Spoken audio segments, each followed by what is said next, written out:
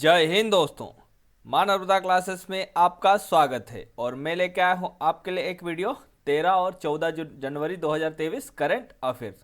13 और 14 जनवरी 2023 से जितने भी करंट अफेयर्स के क्वेश्चन बनेंगे वो हम इस वीडियो में डिस्कस करेंगे। करंट अफेयर्स के बाद हम सामान्य प्रबंधन के प्रश्नों को भी देखेंगे और उनके उत्तर जानेंगे। तो वीडियो को आखिरी तक जरूर देखें, आपको प्रबंधन के अच्छे क्वेश्चन देखने को मिलेंगे जो सीधे एग्जाम में पूछे गए हैं। तो वीडियो शुरू करते हैं। प्रश्न नंबर पहला, केंद्रीय मंत्री सर्बानंद सोनोवाल ने school of logistics waterways and communication का उद्घाटन कहाँ किया है? तो ये त्रिपुरा में किया है। केंद्रीय मंत्री सर्बानंद सोनोवाल ने school of logistics waterways and communication का उद्घाटन कहाँ किया है? तो त्रिपुरा में किया है। कहाँ पे किया है? त्रिपुरा में किया है। और त्रिपुरा में भी कहाँ पे? अगरतला में। कहाँ पे? त्रिपुरा में अगरतला में किया है। प्रश्न नंबर दूसरा, राष्ट्रीय युवा दिवस कब मनाया जाता है? तो ये 12 जनवरी को। राष्ट्रीय युवा दिवस कब मनाया जाता है? तो 12 जनवरी को मनाया जाता है। राष्ट्रीय युवा दिवस स्वामी विवेकानंद जी की जयंती के उपलक्ष्य में मनाया जाता है। राष्ट्रीय युवा दिवस स्वामी विवेकानंद जी की जयंती के उपलक्ष्य में मनाया जाता है। 12 जनवरी को कर्नाटक में 26वें राष्ट्रीय युवा महोत्सव का उद्घाटन किया है। 12 जनवरी को कर्नाटक में 26वें राष्ट्रीय युवा महोत्सव का उद्घाटन किया है। और इसकी थीम क्या है? जो 26वें राष्ट्रीय युवा महोत्सव था, इसकी थीम क्या है? विकसित युवा विकसित भारत। क्या है थीम? विकसित युवा विकसित भारत। अब ये स्वामी विवेकानंद जी के जन्मदिन के उपलक्ष्य में मनाया जाता है। तो स्वामी विवेकानंद जी का जन्म कब हुआ था? 12 जनवरी 1863 में। स्वामी विवेकानंद जी का जन्म कब हुआ था? 12 जनवरी 1863 में। कब हुआ था? 12 जनवरी 1863 में। और कहाँ पे हुआ था? कोलकाता में। कहाँ पे हुआ था? कोलकाता में। और निधन कब हुआ था? 4 जुलाई 1902 में। निधन कब हुआ था इनका? 4 जुलाई 1902 में। निधन कब हुआ था? 4 जुलाई 1902 में। स्वामी विवेकानंद जी ने रामकृष्ण परमहंस जी के प्रमुख शिष्य थे। स्वामी विवेकानंद जी रामकृष्ण परमहंस जी के प्रमुख शिष्य थे। स्वामी विवेकानंद जी ने 1897 में रामकृष्ण मिशन और रामकृष्ण मठ की स्थापना की थी। स्वामी विवेकानंद जी ने 1897 में रामकृष्ण मिशन और रामकृष्ण मठ की स्थापना की थी। सुभाष चंद्र बोस ने स्वामी विवेकानंद जी को आधुनिक भारत का निर्माता की संज्ञा दी है। सुभाष चंद्र बोस ने स्वामी विवेकानंद जी को आधुनिक भारत के निर्माता की संज्ञा दी है। और पहला राष्ट्रीय युवा दिवस कब मनाया गया था? 12 जनवरी 1985 को। पहला युवा राष्ट्रीय दिवस कब मनाया गया था? 12 जुलाई 1985 को। कब मनाया गया था? 12 जनवरी 1985 को पहला राष्ट्रीय युवा दिवस मनाया गया था। और स्वामी विवेकानंद जी का नाम क्या था? नरेंद्र नाथ दत्तात्रेय। स्वामी विवेकानंद जी का नाम क्या था? नरेंद्र नाथ दत्तात्रेय। प्रश्न नंबर तीसरा, भारत और किस देश के बीच वीर गार्जियन हवाई अभ्यास शुरू हुआ है? तो ये जापान के बीच। भारत और किस देश के बीच वीर गार्जियन हवाई अभ्यास शुरू हुआ है? तो भारत और जापान के बीच शुरू हुआ है। किन दो देशों के बीच शुरू हुआ है? भारत और जापान के बीच।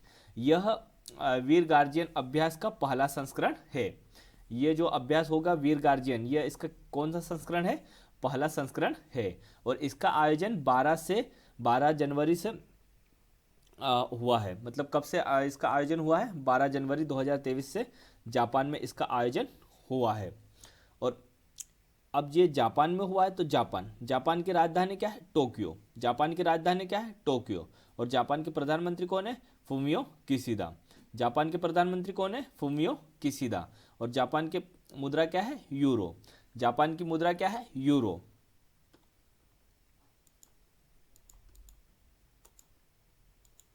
प्रश्न नंबर चौथा, जयपुर फिल्म फेस्टिवल में लाइफ टाइम अचीवमेंट अवार्ड से किसे सम्मानित किया गया है? तो ये अर्पणा सेन को। जयपुर फिल्म फेस्टिवल में लाइफ टाइम अचीवमेंट अवार्ड से किसे सम्मानित किया गया है? तो ये अर्पणा सेन को। किसे सम्मानित किया गया है? अर्पणा सेन को। प्रश्न नंबर पांचवा, खेलो इंडिया सीनियर महिला राष्ट्रीय राष्ट्रीय खो खो लीग कहाँ आयोजित की गई है? तो ये चंडीगढ़ में। खो खो इंडिया सीनियर महिला राष्ट्रीय खो खो लीग कहाँ आयोजित की गई है? तो ये चंडीगढ़ में आयोजित की गई है। कहाँ पे आयोजित की गई है? चंडीगढ़ में। और ये 10 से 13 जनवरी तक आयोजित की गई है और इसमें कुल 12 टीमों ने हिस्सा लिया था। प्रश्न नंबर 6, छेरछेरा उत्सव कहाँ मनाया गया है? तो ये छत्तीसगढ़ में। छेरछेरा उत्सव कहाँ मनाया गया है? तो ये छत्तीसगढ़ में मनाया गया है। अब ये छत्तीसगढ़ में मनाया गया है तो छत्तीसगढ़, छत्तीसगढ़ की राजधानी क्या है? रायपुर। छत्तीसगढ़ की राजधानी क्या है? रायपुर। और छत्तीसगढ़ के राज्यपाल कौन है? अनुसुईया उइके। छत्तीसगढ़ की राज्यपाल कौन है? अनुसुईया उइके। और छत्तीसगढ़ के मुख्यमंत्री भूपेश बघेल। छत्तीसगढ़ के मुख्यमंत्री Bhupesh Baghel.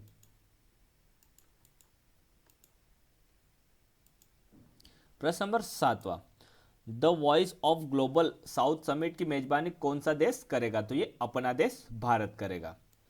The voice of global south summit की मेजबानी कौन सा देश करेगा? तो अपना देश भारत करेगा। और ये समिट कब से कब तक हुई है? तो ये 12 और 13 जनवरी को हुई है। कब से कब तक हुई है? 12 और 13 जनवरी को हुई है। और इसकी मतलब इसका उद्देश्य क्या? एकता की आवाज़, एकता का उद्देश्य। मतलब इस समिट की थीम क्या थी? एकता की आवाज़, एकता का उद्देश्य।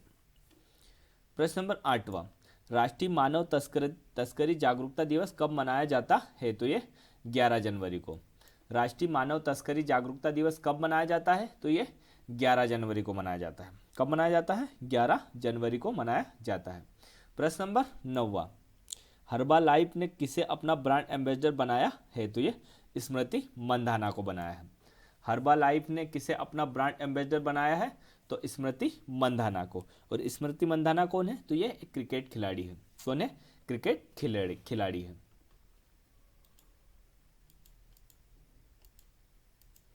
प्रश्न नंबर 10, सुदर्शन पटनायक ने दुनिया की सबसे बड़ी हॉकी स्टिक कहाँ बनाई है? तो ये ओडिशा में। सुदर्शन पटनायक ने दुनिया की सबसे बड़ी हॉकी स्टिक कहाँ बनाई है? तो ये ओडिशा में बनाई है। कहाँ पे बनाई है? ओडिशा में। और ये सुदर्शन पटनायक ये कौन है? तो यह एक रेत आर्टिस्ट है। कौन है? सुदर्शन पटनायक कौन है? रेत आर्टिस्ट है। अब ये ओडिशा में बनाई है तो ओडिशा की राजधानी क्या है? भुवनेश्वर। ओडिशा की राजधानी क्या है? भुवनेश्वर। और ओडिशा के राज्यपाल कौन है? गणेशी लाल। ओडिशा के राज्यपाल कौन है? गणेशी लाल। और ओडिशा के मुख्यमंत्री कौन है? नवीन पटनायक। ओडिशा के मुख्यमंत्री कौन है? नवीन पटनायक। प्रश्न नंबर 11, 83वां अखिल भारतीय पीठासीन अधिकारी सम्मेलन कहाँ शुरू हुआ है? तो ये जयपुर में। 83वां अखिल भारतीय पीठासीन अधिकारी सम्मेलन कहाँ शुरू हुआ है? तो ये जयपुर में। कहाँ पे शुरू हुआ है? जयपुर में शुरू हुआ है। और इसका उद्घाटन उपराष्ट्रपति जगदीप धनखड़ जी ने किया है। इसका उद्घाटन उपराष्ट्रपति जगदीप धनखड़ जी ने किया है। प्रश्न नंबर 12, हेनले पासपोर्ट इंडेक्स 2023 में कौन शीर्ष पर रहा है? तो ये जापान। हेनले पासपोर्ट इंडेक्स 2023 में कौन शीर्ष पर रहा है? तो ये जापान शीर्ष पर रहा है। कौन शीर्ष पर रहा है? जापान शीर्ष पर रहा है। और अपना देश भारत कौन से स्थान पर रहा है? तो 85वें स्थान पर, 85 स्थान पर। भारत कौन से स्थान पर रहा है? 85वें स्थान पर रहा है।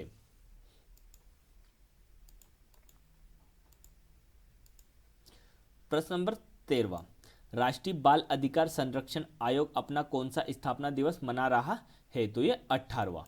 राष्ट्रीय बाल अधिकार संरक्षण आयोग अपना कौन सा स्थापना दिवस मना रहा है? तो ये 18वां स्थापना दिवस मना रहा है। और यह एक वैधानिक निकाय है। जो राष्ट्रीय बाल अधिकार संरक्षण आयोग है, यह एक वैधानिक निकाय है। कौन सा निकाय है? वैधानिक निकाय है। प्रश्न नंबर 14, एलन क्लाउड बिली बॉय नेज किस देश के प्रधानमंत्री बने हैं? तो ये गैबोन के। एलन क्लाउड बिली बॉय नेज किस देश के प्रधानमंत्री बने हैं? तो ये गैबोन के। किस देश के प्रधानमंत्री बने हैं? गैबोन के बने हैं। और गैबोन की उपराष्ट्रपति भी बने हैं। तो उपराष्ट्रपति कौन बनी है? रोज क्रिस्टियन ओसोका रोपांडा। कौन बनी है उपराष्ट्रपति? रोज क्रिस्टियन ओसोका रोपांडा। कौन बनी है? रोपांडा। अब ये गैबोन के बने हैं तो गैबोन की राजधानी क्या है? लिब्रेविले। गैबोन की राजधानी क्या है? लिब्रेविले। और गेबोन की मुद्रा क्या है? फ्रांस। गेबोन की मुद्रा क्या है? फ्रांक। गेबोन की मुद्रा क्या है? फ्रांक। प्रश्न number 15, Jai Hind the new light and sound program का उद्घाटन किसने किया है? तो ये अमित शाह ने किया है। Jai Hind the new light and sound program का उद्घाटन किसने किया है? तो ये अमित शाह ने किया है। किसने किया है?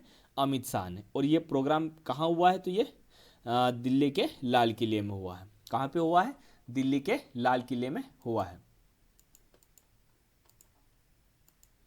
प्रश्न नंबर 16, प्रवासी भारतीय सम्मान पुरस्कार 2023 किसे सम्मान से किसे सम्मानित किया गया है? तो ये थीरू एस नदेसन को।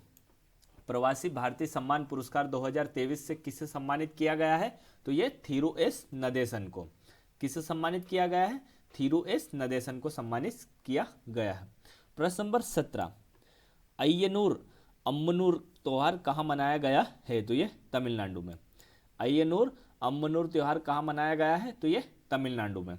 कहाँ पे मनाया गया है? तमिलनाडु में मनाया गया है। और यह एक तमिलनाडु की कोटा जनजाति के द्वारा मनाया जाता है। कौन सी जनजाति के द्वारा मनाया जाता है? कोटा जनजाति के द्वारा मनाया जाता है। और यह त्यौहार हर 2 साल में मनाया जाता है।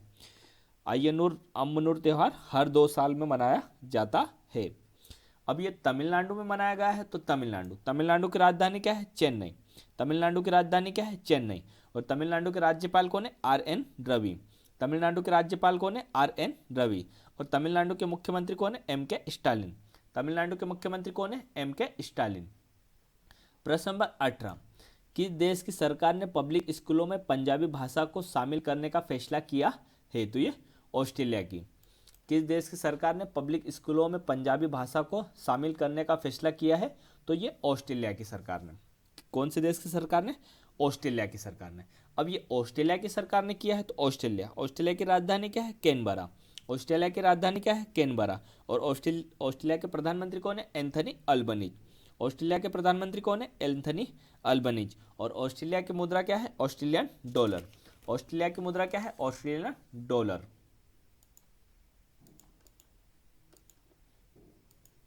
प्रश्न नंबर 19, किस राज्य सरकार ने सहर्ष विशेष शिक्षा कार्यक्रम शुरू किया है? तो यह त्रिपुरा ने। किस राज्य सरकार ने सहर्ष विशेष शिक्षा कार्यक्रम शुरू किया है? तो यह त्रिपुरा ने शुरू किया है। किसने शुरू किया है? त्रिपुरा ने। अब ये त्रिपुरा ने शुरू किया है, तो त्रिपुरा की राजधानी क्या है? अगरतला। त्रिपुरा की राजधानी क्या है? अगरतला। और त्रिपुरा के राज्यपाल कौन है? सत्यदेव नारायण आर्य। त्रिपुरा के राज्यपाल कौन है? सत्यदेव नारायण आर्य। और त्रिपुरा के मुख्यमंत्री मानिक शाह। त्रिपुरा के मुख्यमंत्री मानिक शाह। प्रश्न नंबर 20वां, जनवरी 2023 को लॉन्च की गई नई एकीकृत खाद्य सुरक्षा योजना को नया नाम क्या दिया है? तो ये प्रधानमंत्री गरीब कल्याण अन्न योजना। ये यहाँ पे 1 जनवरी है। ये 20वें क्वेश्चन में 1 जनवरी 2023 को लॉन्च की गई नई एकीकृत खाद्य सुरक्षा योजना को नया नाम क्या दिया है? तो ये प्रधानमंत्री गरीब कल्याण योजना नाम दिया है। क्या नाम दिया है? प्रधानमंत्री गरीब कल्याण अन्न योजना नाम दिया है। क्या नाम दिया है? प्रधानमंत्री गरीब कल्याण अन्न योजना नाम दिया है। और ये योजना 1 जनवरी 2023 को लॉन्च की गई है।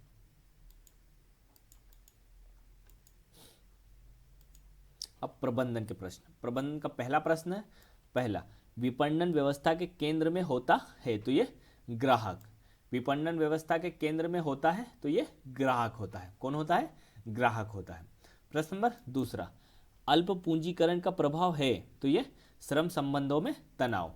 अल्प पूंजीकरण का प्रभाव है श्रम संबंधों में तनाव।